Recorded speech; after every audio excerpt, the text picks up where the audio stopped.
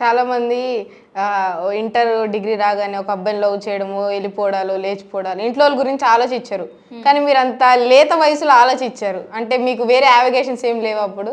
అప్పుడేం లేదు. అంటే ఇప్పుడు వచ్చాయని కూడా నువ్వు అడగొచ్చు.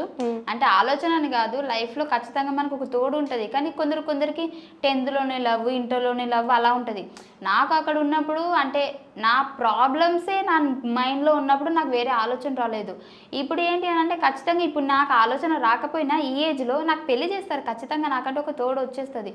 సో, మనము అంటే సెటిల్ అయ్యామా అని అలా కూడా కాదు. కొద్దిగా మన బ్యాక్‌గ్రౌండ్ మంచిగా అయింది అన్నప్పుడు మనం అన్నీ ఆలోచిస్తే బెటర్.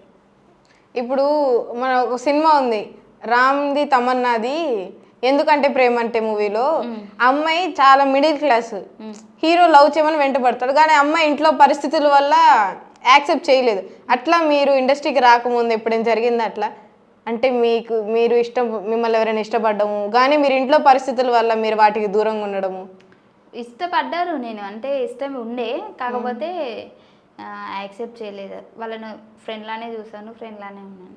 నేను నా దగ్గర ఉన్న మైనస్ ఏందంటే వాళ్ళు నన్ను లవ్ చేసినా సరే నేను వాళ్ళని ఎందుకు అంటే ఇప్పుడు వాళ్ళ ఫీలింగ్స్‌తో ఇప్పుడు మొత్తానికి దూరం పెట్టేసి అప్పుడు ఇంకా చాలా ఫీల్ అయిపోతారు. అంటే వాళ్ళని మనం ఫ్రెండ్స్‌గా అయినా యాక్సెప్ట్ చేయొచ్చు కదా! ఇప్పుడు లవ్‌గానే యాక్సెప్ట్ చేయాలని రూల్ లేదు. మన ఫ్రెండ్‌గా యాక్సెప్ట్ చేసైనా కనీసం వాళ్ళకి ఒక క్లారిటీ వస్తది. అరే! ఇది ఫ్రెండ్‌గానే ఉంది. ఇంకా దీని నుంచి మనం ఏం ఎక్స్‌పెక్ట్ చేయొద్దు అని చెప్పేసి వాళ్ళు అలాగే ఉండిపోతారు కదా! నాది అది మైండ్ సెట్.